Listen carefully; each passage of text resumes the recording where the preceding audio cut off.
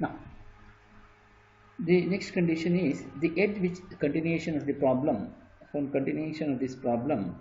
So the edge which is resting on HP has to be inclined to VP at 30 degrees. So that is the condition he has given. So which is the edge which is resting on HP? So P dash S dash is the one which is the edge which is resting on HP. So here, so this edge P dash S dash is parallel to HP. So obviously you are getting the true length here. Now the inclination given is also true inclination. So naturally on true inclination line we have to get the true length. Since this edge PS, so this is the condition, because in the condition is given this edge only. So we have to take only that edge into the consideration. That is how we will going to identify whether to find out the true length or not. That is the one which we need to consider. Since the edge on which it rests, so we are resting on P dash S dash. Suppose if you are resting on Q dash R dash, then you have to take QR into the consideration. So that is how. So here, since we are resting on P dash S dash is on XY line, so that means that P dash S dash is resting on HP. So that edge is perpendicular to VP and it is parallel to HP. So now you are getting this point. So now, since this is in true length, so you reproduce the same thing here at an angle of 30 degrees. So how to do that? First you consider any point on the XY line and then you measure an angle of, or you consider any point somewhere here, because if you consider on the XY line, you may not be able to get this view directly here. That is because it may cross your XY line. So always make sure that this second position top view, when you write it in third position, it should never cross beyond XY line. So you have to make sure. So consider any point somewhere here. From here you draw a 30-degree line. So you measure the length from P to S. So consider any point. From there you mark that distance. So P to S. So once you get this point, then from S you draw a perpendicular. So from S you draw a perpendicular to this inclined line PS. So how? By keeping the protractor at the S, you measure an angle of 90 degree with respect to PS, which is an inclined line, and then draw a perpendicular. Similarly, from P also you measure an angle of 90 degree with respect to PS and then draw a perpendicular line. Then from P you measure the distance with respect to AP, P to A, by using the compass. From P you cut an arc on this to get this point A. Similarly, from S you cut an arc on this to get the point D. Then similarly you measure the distance from C to S. From S you cut an arc on this to get this point C, and similarly from P to cut an arc on this to get this point B. Similarly from P to Q you measure the distance by using the compass. Then with P as center, cut an arc on this side to get this point Q, and also from S cut an arc on this to get this point R. Then join all these edges exactly in the similar way as of that of the second position top view, and complete all the visible and invisible edges exactly the same way as that of the second position top view. Once you get this, now we have to write the front view. So to write the front view, draw a horizontal projector from A dash D dash and draw a vertical projector from A and D to intersect at this point A dash and D dash.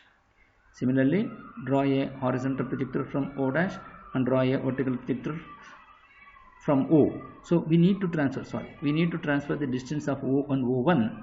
So from P, first you consider this distance P to this point. From P you mark that point, and similarly from B you mark that point here. Then join these two and extend on either side. From this point you measure O by using the compass. From here you cut an arc on this to get this point O. Similarly from O you measure the distance of O to O1. From O you cut it on arc on this side to get this point. So you will get O1.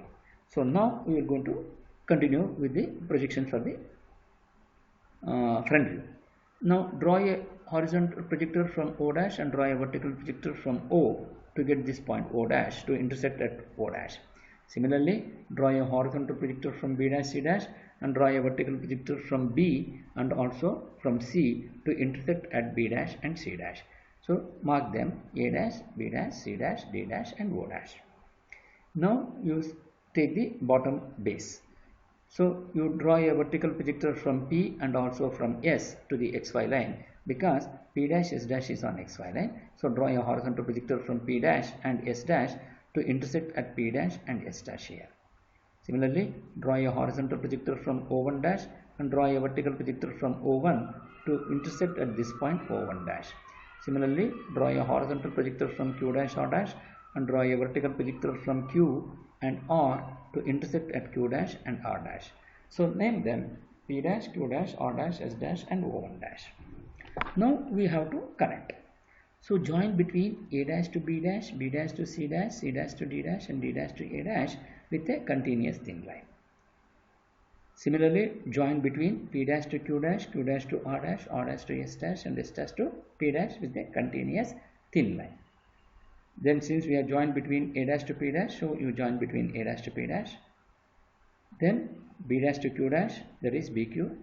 Then CR, that is CR. Similarly, DS between DS. All these things has to be joined with a continuous thin lines. Don't dark them. And the visibility and invisibility has to be understood only when after doing this. Then only we will be able to understand. Otherwise, it is not possible. So how to do that? Now here, first condition is all the exterior edges of the boundaries of the solids are visible. A dash P dash, P dash S dash, S dash R dash C dash, C dash B dash, B dash A dash. All these edges will going to form the exterior edges of the boundaries of the solids. So he says it is visible. So condition says it is visible. So you dark them. All these things.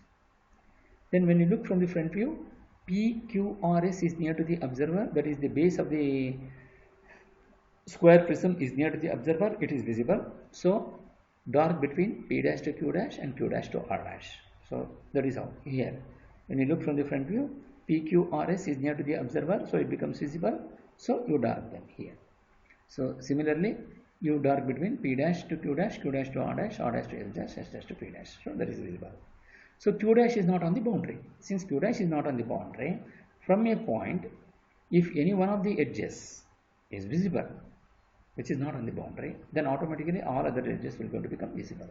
So applying that rule, since Q dash is one point which is not on the boundary, so since Q dash, we are emanating with from Q dash, we have three edges. One is Q dash R dash and the other one is Q dash P dash and Q dash B dash. So Q dash R dash is visible and Q dash P dash is visible. So Q dash B dash is also becomes visible. So you dark them. Once you dark this, then you joining between D dash to S dash. So D dash to S dash will going to cross this visible edge Q dash R dash. So since two visible edges can never cross each other, so naturally D dash S dash will going to become invisible.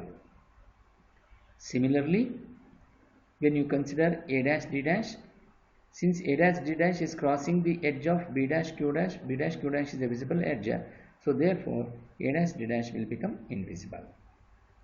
So from D dash, since D dash is not on the boundary, so D dash, from this D dash, you have three edges which is emanating out of that point. So here A dash D dash, D dash C dash and D dash S dash. Since A dash D dash and D dash S dash is invisible, therefore D dash C dash is also becomes invisible. So when you look from the front surface, front view, since P dash, Q dash, R dash, S dash is visible, so O1 dash is on that surface, so O1 dash is visible. And also here the portion of ABCD surface is invisible, so O dash will become invisible. This is quite evident from this three-dimensional sketch orientation. When it is in the front view, O1 is on PQRS, so O1 is visible, so O1 dash is visible. Since this base PQRS is hiding that O1, so O dash, so naturally it becomes invisible. So in other words, a portion of ABCD is invisible, so naturally O dash becomes invisible, so it is in bracket. Now in the final solution, we will going to check how it will going to form here.